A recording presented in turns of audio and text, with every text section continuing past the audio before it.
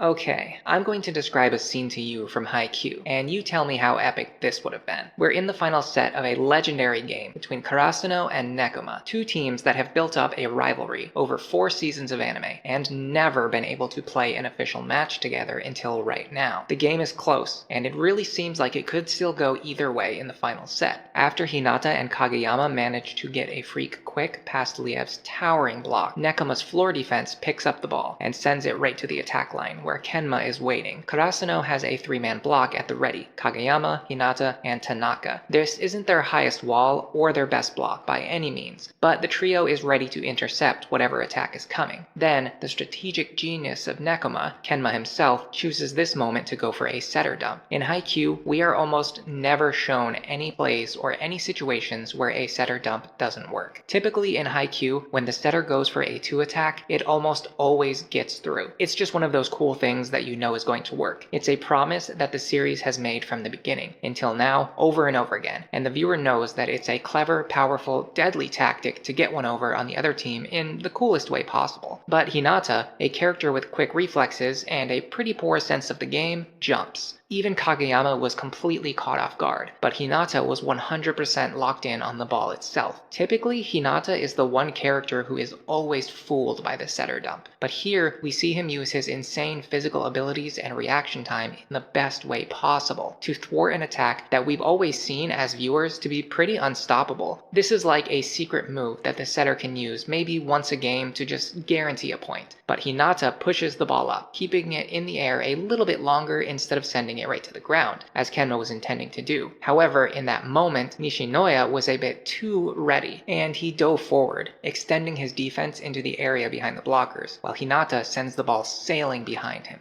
Anywhere, from the top of my head to the tip of my toes, with a clutch heel save, the likes of which we've never seen before. It sends the entire crowd and the bench on both teams going wild. Nishinoya bumps the ball with his foot and sends it back into Nekoma's court. And they chose to cut this scene from the movie.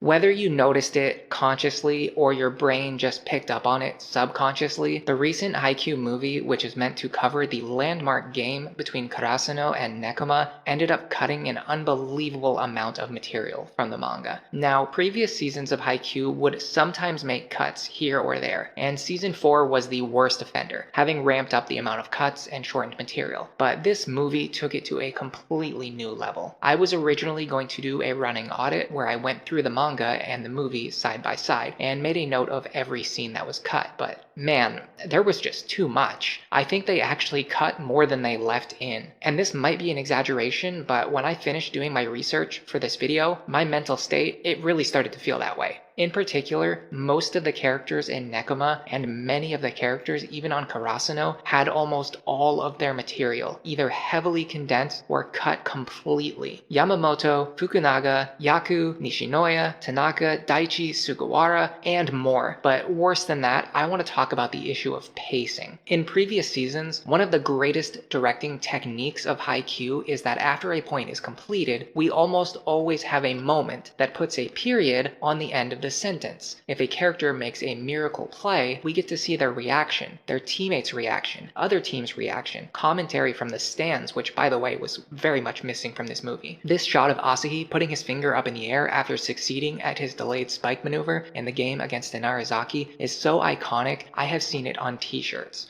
Remember how we saw Tanaka's sister crying in the stands after he proved his worth on the court, after overcoming his self-doubt and resolving that a person like him can't afford to give up and slow down, or he'll just fall even further behind? Well, the Karasuno vs. Nekoma movie would be like if you took a game of Haikyuu and removed all of those moments. Every time a character scores, we immediately reset and move on to the next point. Over time, this subtle feeling begins to add up, and I ultimately felt like so many of the points that should have had weight to them ended up feeling meaningless to me. Let's take this point for example by Yamamoto. In the manga, Suguru, in the audience, makes a note that Nekoma probably veered their receive off to the right intentionally in order to lure over Karasuno's blockers, and then they push the ball back to the left quickly so that Yamamoto would have fewer blockers in his path. In the movie, we'd basically just see a 1-second animation of Yamamoto hitting the ball, and then the game would cut to the next point immediately, with no build-up or commentary or reaction. Even if you knew to look for it yourself, they didn't even animate the play where Nekoma lures the blockers to one side. It's literally just a spiker swinging at the ball. There's no strategy, there's no defensive play, there's no thought or anything that goes into this. It's lacking in both heart and substance. Also, look at this. Tsukishima notices that Yamamoto drops to one knee when he receives the ball, immediately removes him from the option as an attacker, and this allows him to move into the correct block against Kuroo, with fewer targets available. It's like an evolution of Suki's own techniques, where he's almost wielding a more methodical form of Tendo's guest block. In the movie, if this scene was even remotely included, it was probably just Suki jumping up into a block with a wide-angle view of the court. No setup, no resolution. And the crazy thing is, this little mini story arc of how this point develops continues even further for several pages in more detail. The offense adapts to this style of blocking, the blockers respond to the new style of offense. I personally cut about half of the material from these 2 pages, and I've already told you more than what the anime did. The anime cut 99% of it, and I'm not using hyperbole here. There's also a scene where Sugawara gets called into the game and they do a synchronized attack with 5 attackers, similar to the strategy they used in the Shiratorizawa game when Nishinoya was forced to set. But here we have the power and the threat of Kageyama setting the ball to Suga. Nobody knows how threatening this attack really is, but you can never discount the possibility that there might be some real aggression coming from the right here. Sugawara has the courage and the willpower to jump at full strength, and Kageyama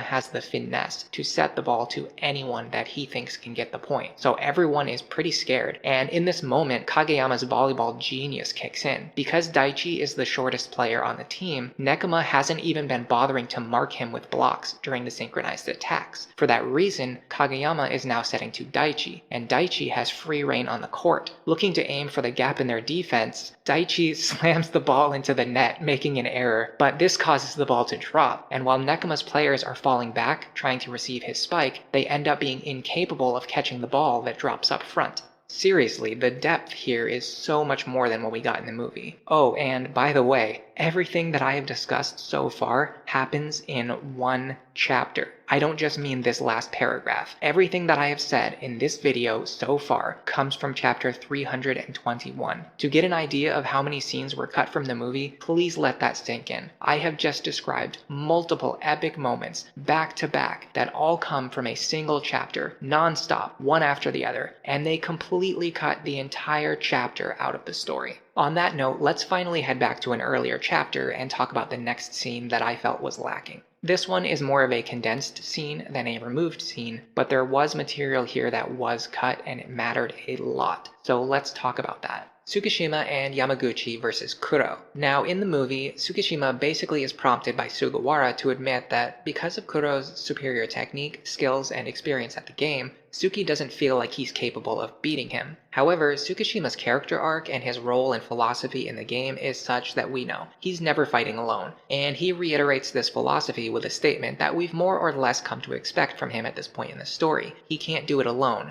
but that's his philosophy. The next line I think was changed from the manga, but I can't be 100% sure, because, for one, I don't have access to the original Japanese manga, only the English translation.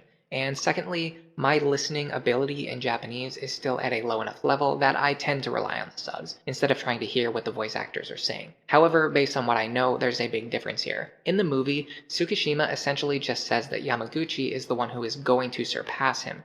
This is a cool enough line on its own, but the manga, in addition to extending this moment greatly and adding way more depth and history to the point about to be made, the line in the manga is more like this. He is a man who walks ahead of me. There is no future tense here. At this point, Tsukishima is already acknowledging that Yamaguchi has surpassed him in his single-minded desire to win the game right now with as many consecutive aces as it takes. Will he actually score 15 points in a row? No, probably never, but he's not afraid to try. Tsukishima's power level always seems to rise to 9001 whenever Yamaguchi is playing behind him, in addition to showcasing the serve and block strategy, which is something that Karasuno picked up with their omnivorous style from the Datego practice match in Season 4. The biggest difference in these scenes are the displayed flashbacks. Look at the incredible progression of these two characters, and the many moments and the long road that took them to this point, where they are now, standing together as best friends on the national stage. both of them, now capable of playing at the national level. We are shown in these scenes that Yamaguchi both figuratively and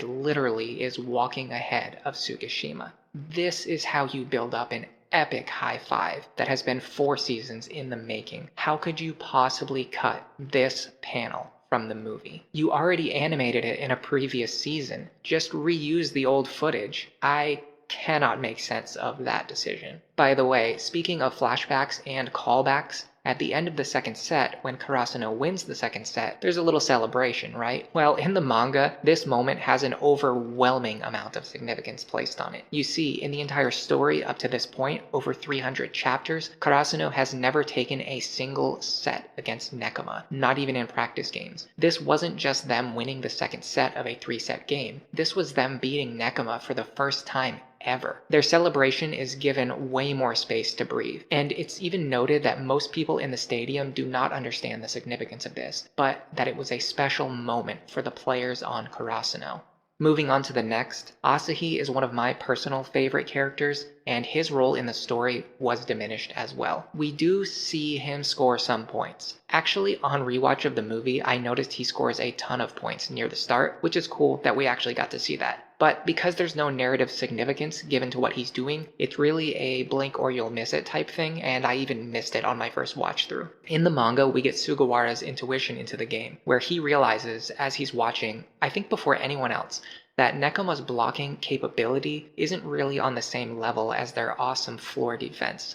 Even with multiple blockers going up against Asahi, we are treated to an awesome splash panel where he just destroys the block and sends the ball sailing so far that there's no hope to recover it. If we're talking about Asahi, he is not the same as Tanaka and Hinata. He doesn't need to hit the ball into an open space where there are gaps in the block. He can overpower the block. That is the quality of an ace. When there's no time for finesse, he can still get the point. There are multiple chapters dedicated to Nekoma adapting to Asahi's block-crushing technique and the strategy they use to try and rein his offense in. Actually, during this stage of the game, Hinata is completely caged, and there is a huge emphasis on how Asahi needs to score as many points as possible while Hinata is down. Without the benefit of the ultimate decoy, Asahi is forced to face the blockers head on and take on Nekoma's defense by himself. Also, there were multiple service aces cut from the movie. It seems like they really didn't want to emphasize on serve animation in this movie, and I'm not 100% sure why, but it did a disservice to, I would say, 2 characters in particular. One of them is Tanaka, who has been working on his serve since the start of season 4, and rarely have we been able to see him actually deliver on an ace. In fact, I think in the manga, I could be wrong, but I think this is supposed to be his very first service ace ever, and the movie cut it. That would have been awesome to see, and as much as many people, myself included, love Tanaka's character, he is more of a secondary or even a tertiary character. But I think there was an even bigger victim here. That is Kageyama. He is supposed to be one of the main characters of the anime, and in this movie, he was not. Kageyama is a genius setter who is frequently described as a demon or a monster with awesome technical skills all around. He can serve, spike, block, all at a national level,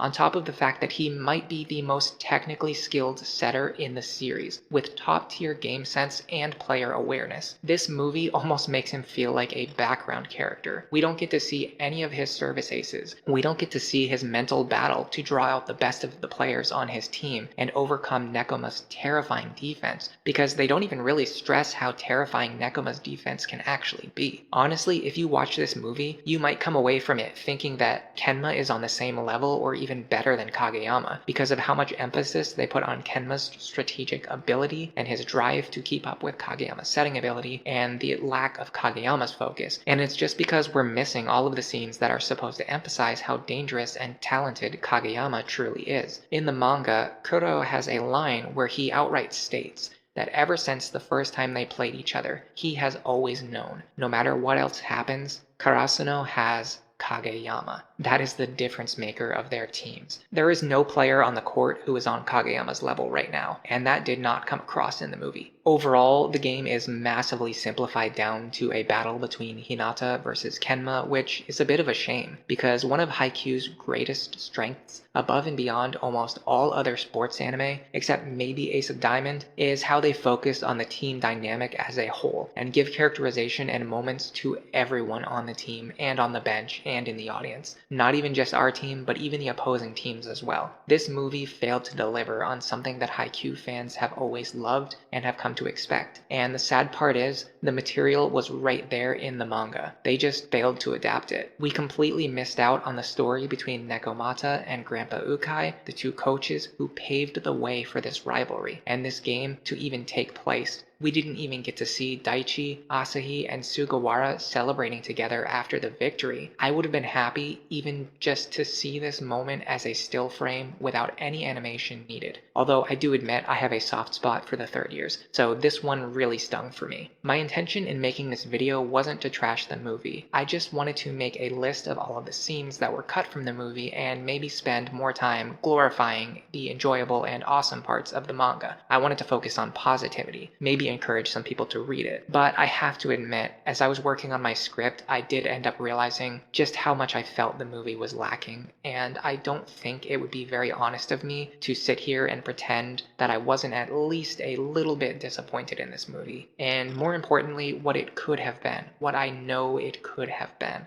Beyond that, there is a long list of moments that I didn't even get around to talking about, but I have to stop this video from becoming 30 minutes long. If you want to leave a comprehensive list in the comments, I will pin it, and I might even make a follow-up video. If you wanted to see Bokuto and Kuroo hug each other in the movie, then leave your likes, subs, and comments right over here. And yes, that scene was cut too. I'm sorry. For now, enjoy the rest of your day.